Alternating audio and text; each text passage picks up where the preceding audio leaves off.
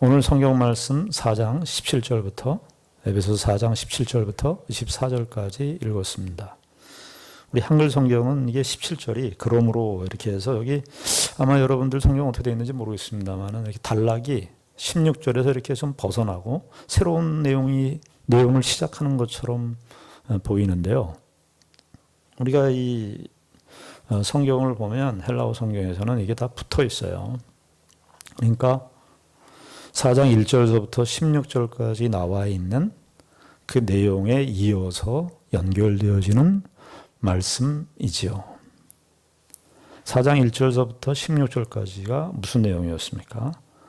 교회의 하나됨이었습니다. 크게 얘기하면 교회의 하나됨.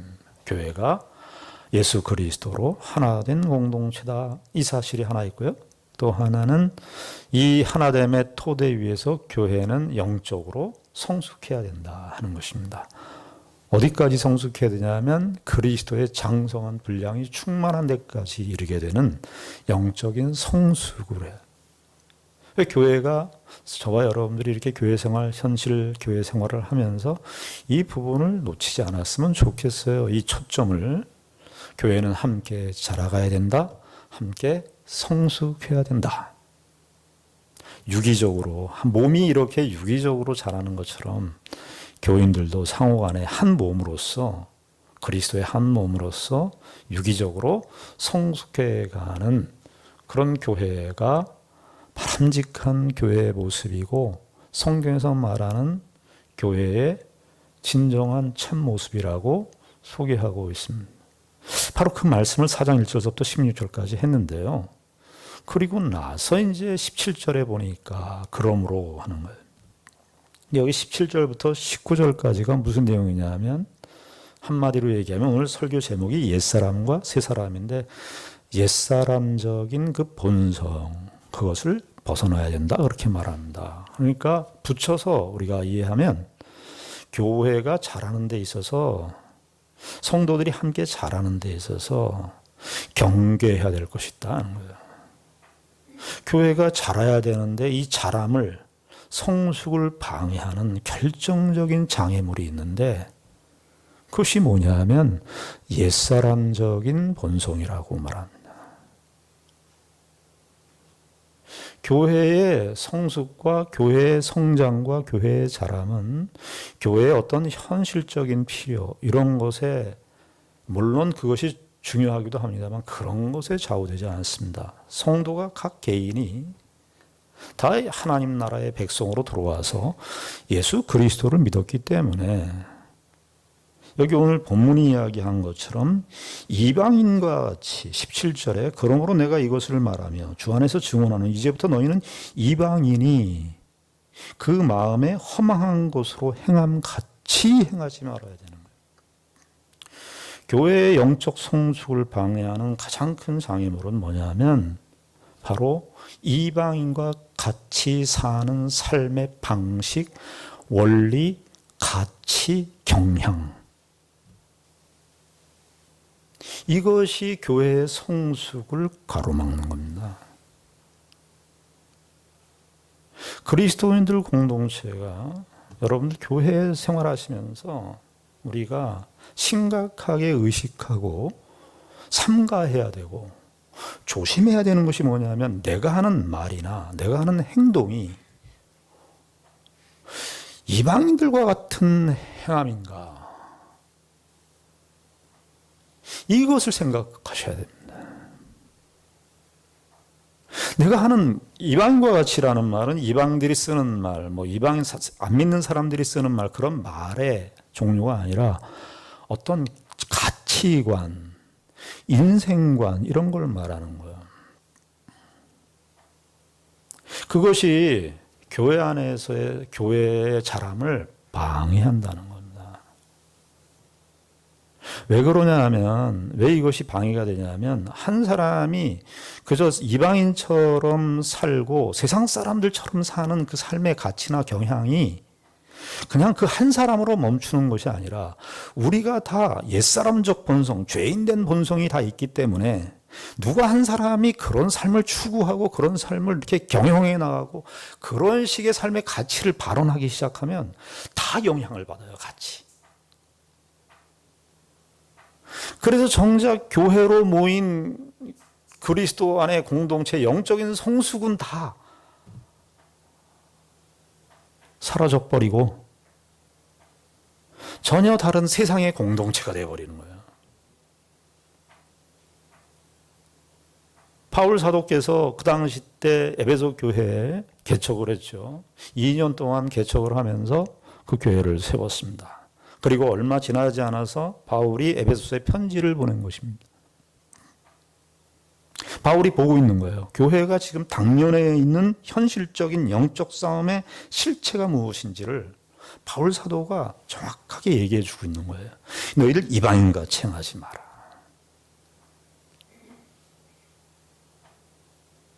스노돈 목사님이라고 계시는데 미국에, 그 목사님은 이 본문을 가지고 어떻게 얘기를 했냐면, 미국의 목사님인데 미국인처럼 살지 말라고 설교를 하셨습니다.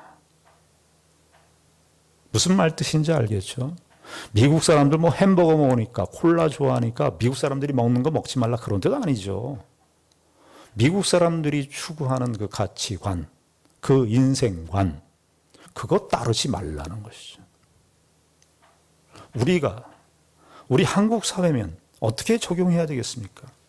예수 그리스도를 믿는 신자들은 한국 사람과 같이 살지 말라는 거예요. 한국 사람들이 매번 말하고 추구하는 그 가치를 추구하지 말라는 것입니다. 교회의 영적 성숙을 가로막는다는 거예요. 여기 뭐라고 바울 사도가 이야기를 합니까? 그 마음에 허망한 것으로, 17절에 허망한 것이라는 거예요. 나쁘다 정도가 아니에요. 허망한 것이에요. 하나님이 없으면 다 허망해요. 여러분들, 저는 이걸 허망이라는 말을 그저 물거품, 거품이라고 생각합니다. 여러분들 아이들 그 학교 가서 보면 문방구에서 비누방울로 이렇게 딱 나오는 거 있잖아요. 비누방울 놀이.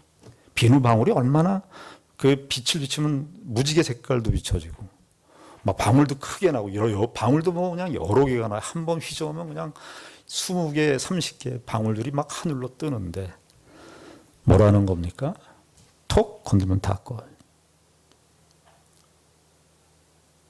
그 마음에 세상성을 이야기하는데, 바울이 이방인과 같이 살지 말라고 하는 것은 단순히 이방인 그냥 도덕적 정도가 아니라 그것이 갖는 그 폐해, 결과가 어떤 것이라는 걸 알고 있는 거예요. 그 마음에 허망이, 물거품이에요.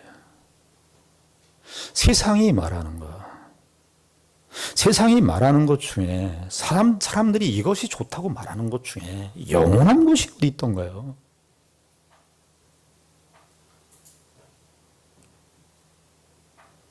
여러분, 우리가 사는 이 세상이 우리가 무엇을 추구하고 있고 무엇을 쫓고 있습니까?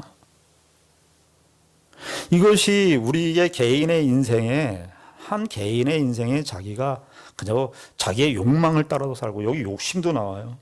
욕심을 따라 살고, 허망한 것을 쫓아 살고 하는 그런 모든 일들이 그저 한 개인의 영향에 끝나는 게 아니라, 교회는 다른 사람들에게 다 영향을. 왜 영향이 되냐면 다들 옛사람적 본성이 다 있으니까.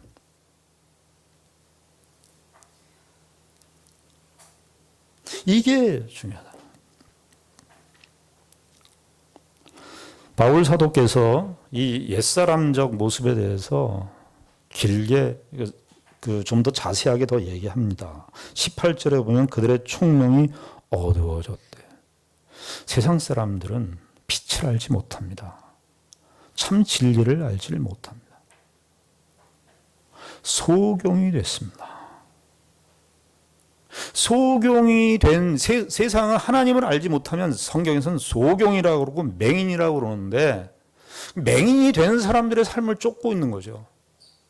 소경이 앞을 보지는 못하는데 앞을 보지 못하는 사람들의 삶을 추구한다는 거죠. 답이 없고 길이 아닌 인생을 우리가 추구한다는 거예요. 그런데 그들의 총명이 어두워지고 그들 가운데 있는 무지 알지를 못한다는 거예요.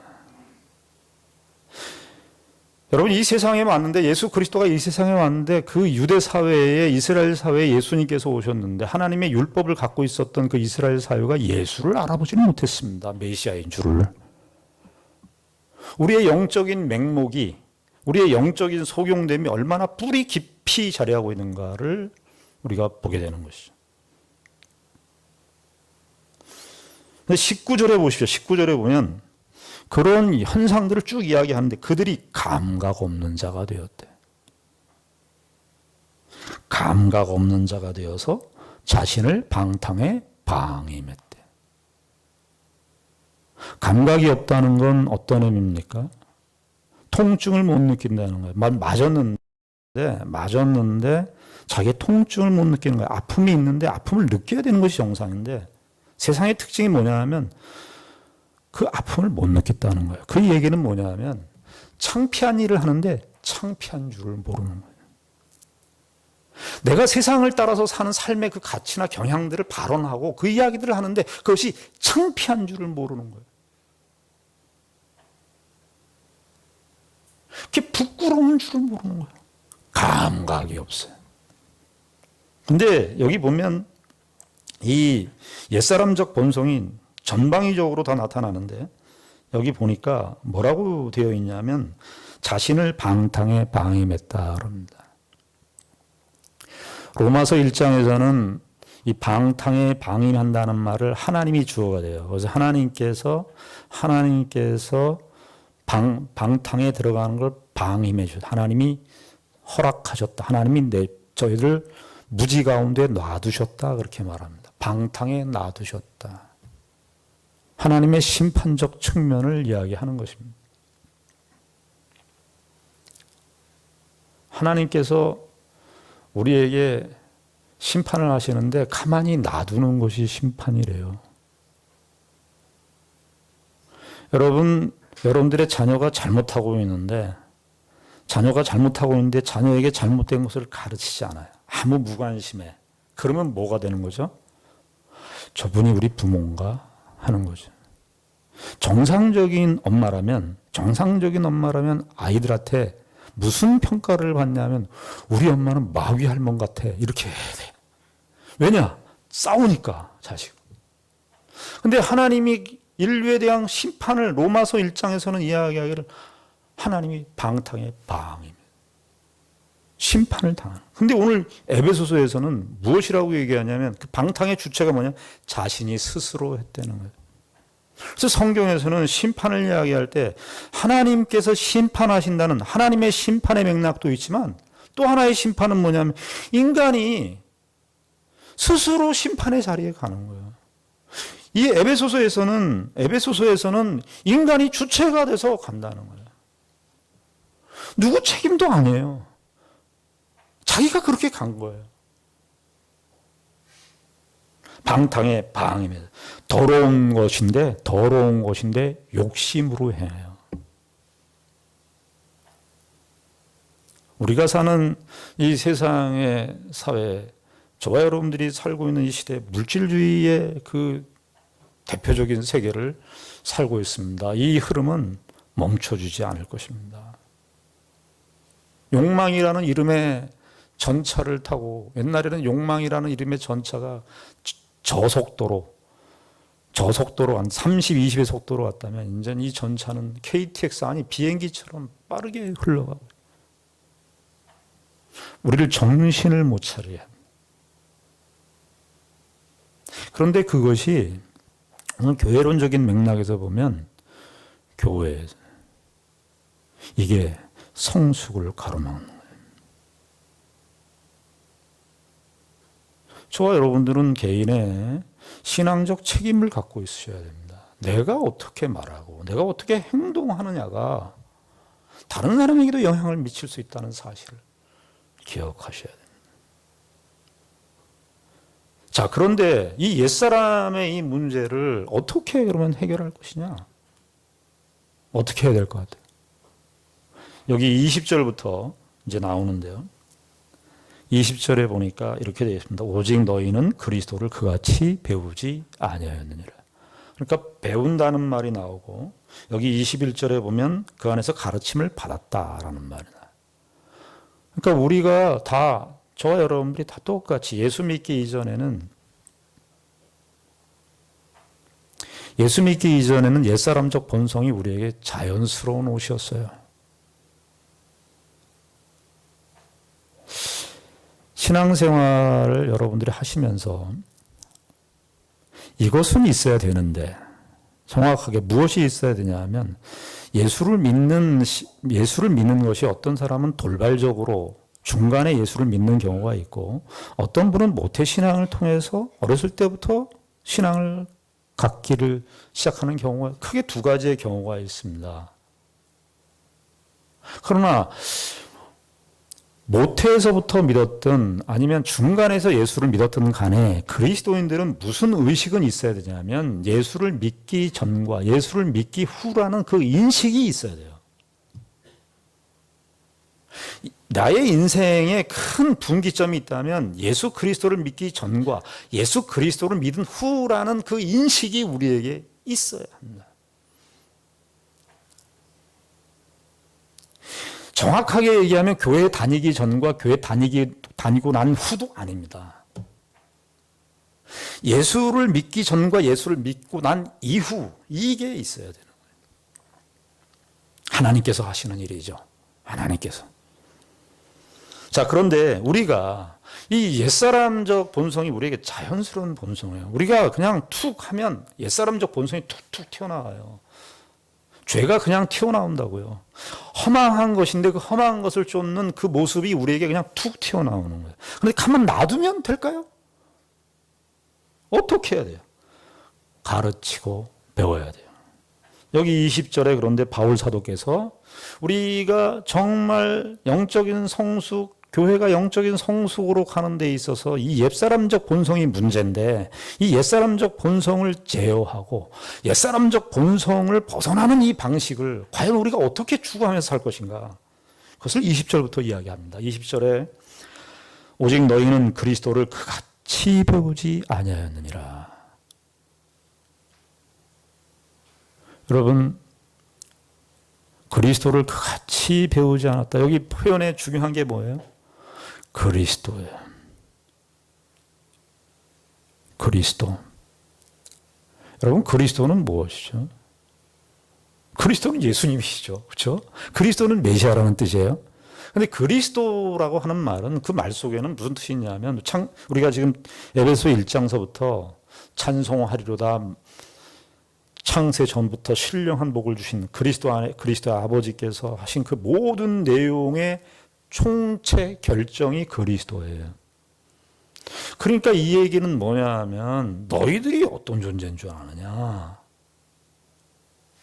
너희들이 누군 줄 아느냐? 하나님께서 창세전에 다 계획하시고 그 그리스도를 통해서 모든 창조와 그리스도를 통해서 우리의 구속과 성령의 오심을 통해서 그리스도를 증언하고 결국 그리스도는 하나님께서 그의 모든 것을 드러내는 하나님의 하나님 되심을 결정적으로 증언하는 그 그리스도이신데 그 그리스도를 우리가 받았다.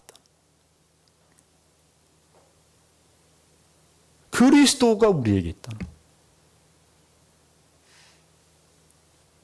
그러니까 저와 여러분들의 그냥 그 일상에 살아가는 그런 현실들의 조그만 경험의 영역 정도가 아니라 하나님께서 창세전에 예정하신 그 그리스도를 우리에게 주셨어요.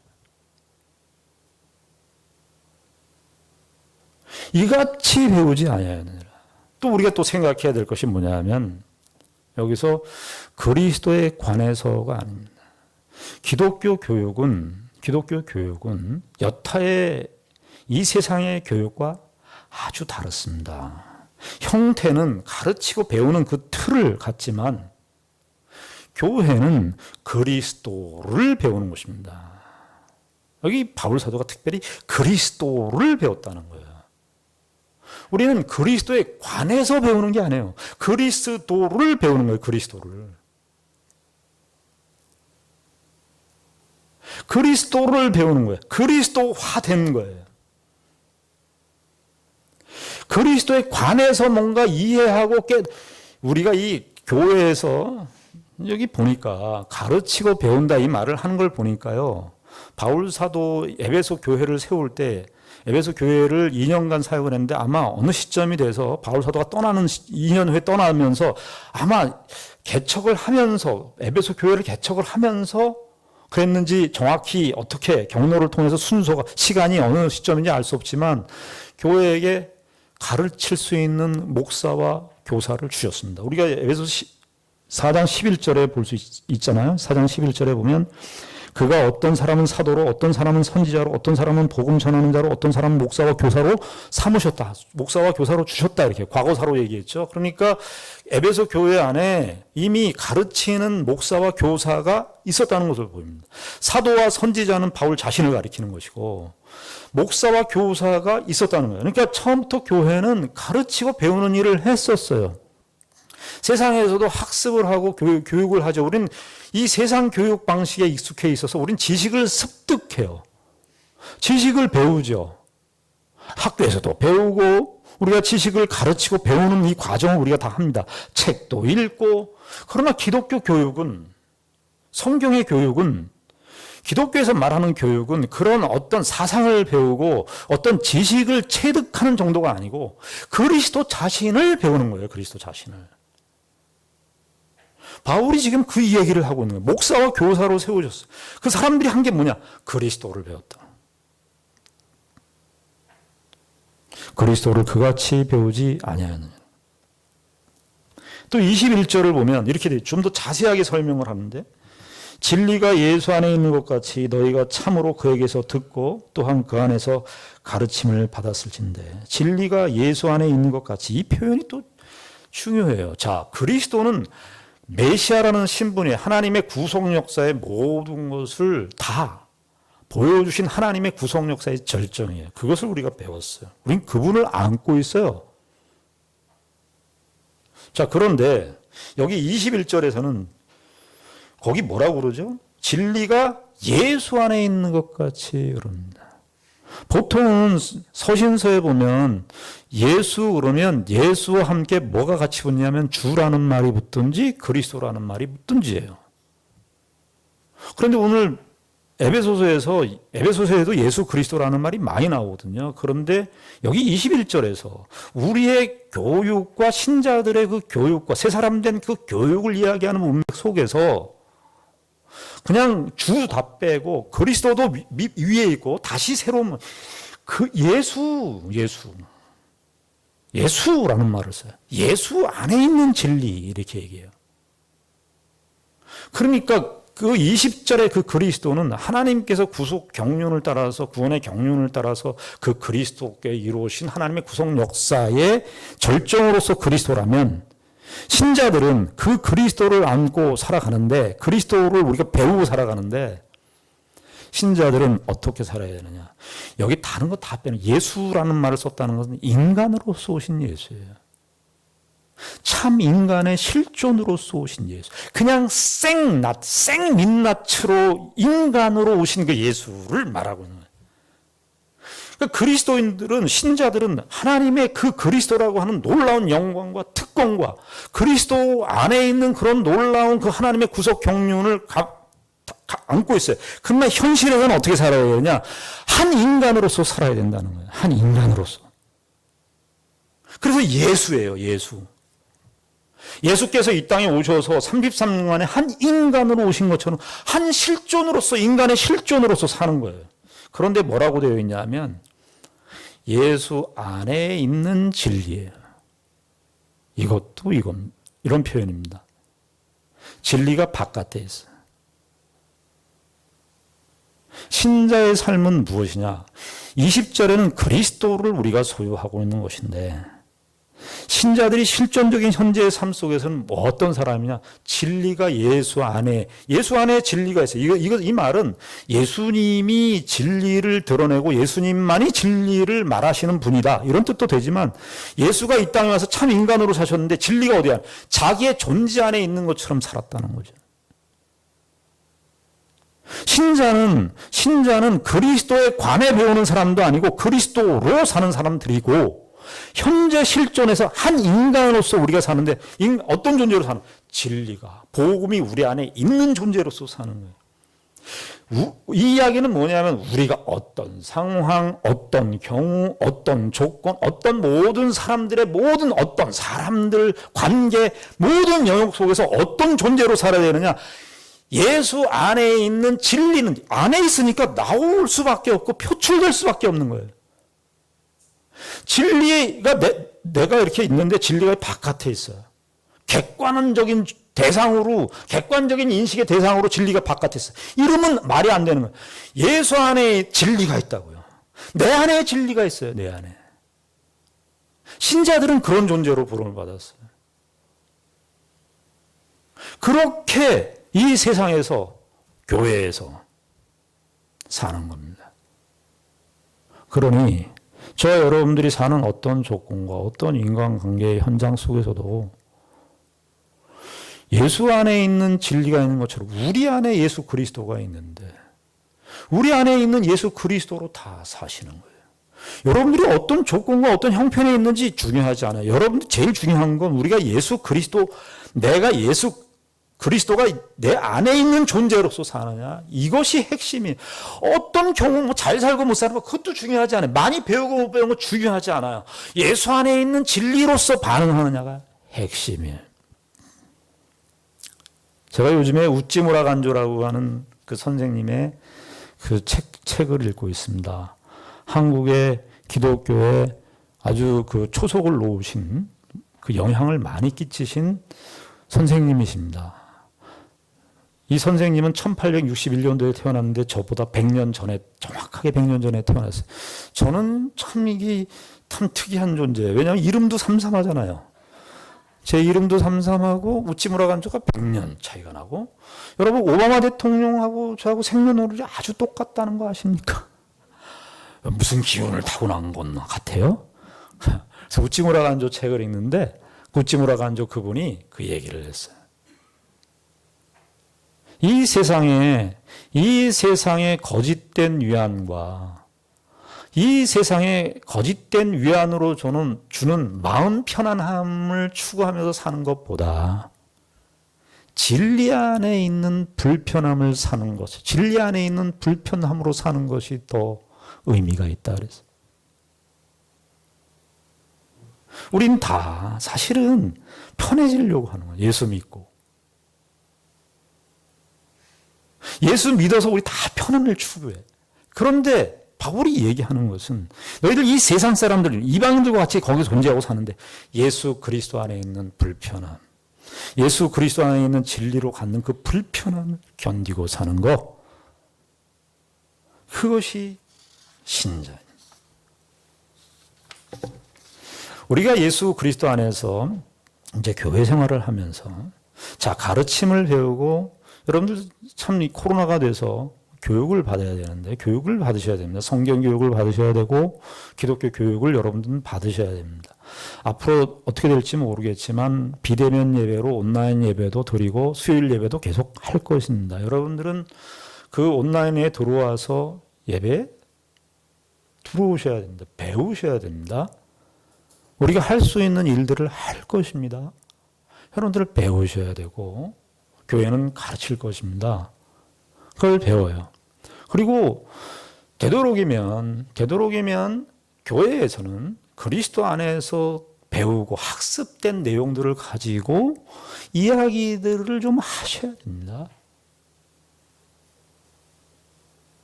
설교가 좋았다 이런 것도 좋지만 설교가 어떤 내용이 좋았는지, 무슨 내용이 나에게 은혜가 되었는지 이런 것들을 좀 더 예의하고, 그리고 그 내용이 나에게 어떻게 적용될 것인가 하는 것도 매우 중요합니다. 그러나 여기서 저는 좀 더 나아갔으면 좋겠어요. 이것도 중요해요. 성경 가지고 이야기하고 나누는 것도 중요합니다만 교회는, 신자는 어차피 이 세상 속에 사니까 교회가 세상과 동떨어져 있지 않잖아요. 세상의 문법을 써야 되는 거예요. 요즘에 일반 사람들 세간에서 문법이라는 말을 쓰는데 세상의 문법은 다른 문법이에요. 교회의 문법은 성경의 내용, 일차적인 복음의 내용, 예수 그리스도께서 죽으시고 부활하시고 승천하신 이 모든 내용, 기독교에 관계된 모든 성경적인 내용들, 교리적인 내용들, 이런 것들은 다 일차적인 것일 겁니다. 그러나 일차적인 단계에서 머물면 교회와 세상은 계속 분리되는 길을 가게 돼 있어요. 그래서 교회적인 문법을 쓰는 게 아니라 세상의 문법을 써야 돼요. 여러분, 성경도요, 헬라어 성경을 썼지만 헬라어 성경은 그 당시 때 1세기 때 쓰던 단어들이었어요.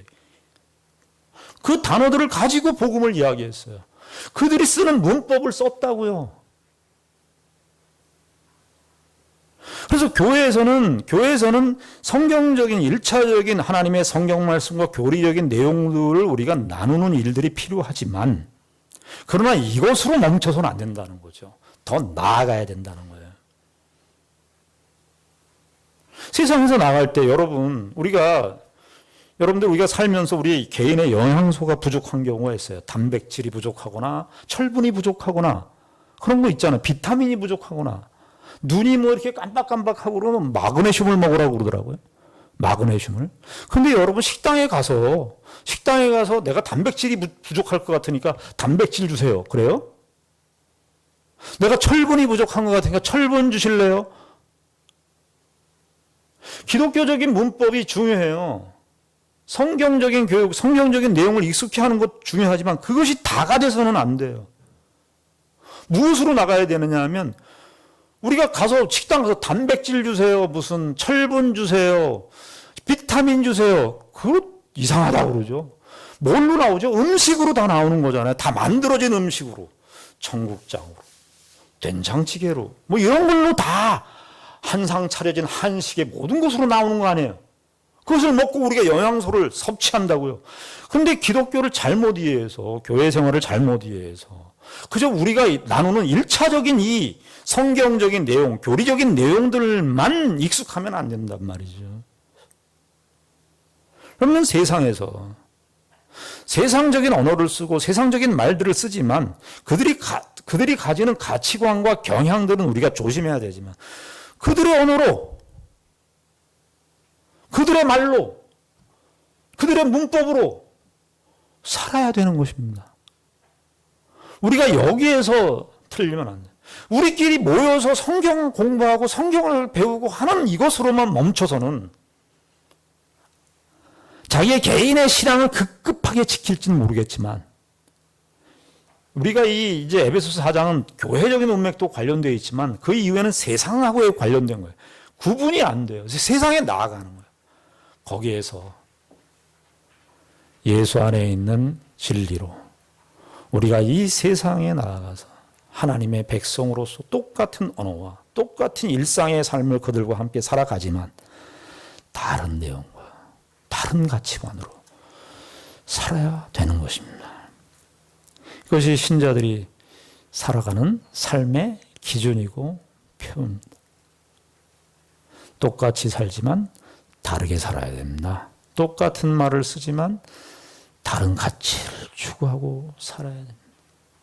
저와 여러분들이 교회 생활이나 이 세상에서의 생활에서 새 사람을 입은 자답게 하나님의 백성으로서 예수 그리스도를 배우고 그리스도 안에 있는 그 풍성한 진리의 교훈을 따라서 하나님을 믿는 백성의 영광된 것을 증거하고 사시는 우리 모두가 되기를 바랍니다. 기도하겠습니다. 하나님 아버지, 은혜를 감사합니다.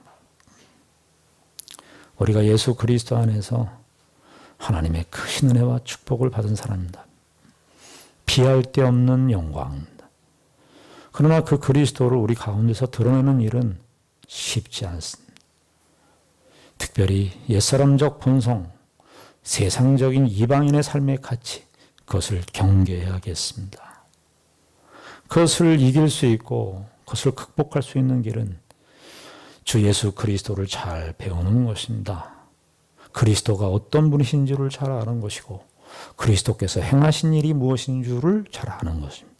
그와 함께 그리스도를 믿는 한 신자의 인격과 존재로서 이 세상 앞에 세상 사람들이 쓰는 문법과 세상 사람들이 쓰는 말을 쓰지만 다르게 살아가는 모습으로서 그리스도의 영광을, 그 교회됨을 증언하는 우리 모두가 되게 하여 주시옵소서.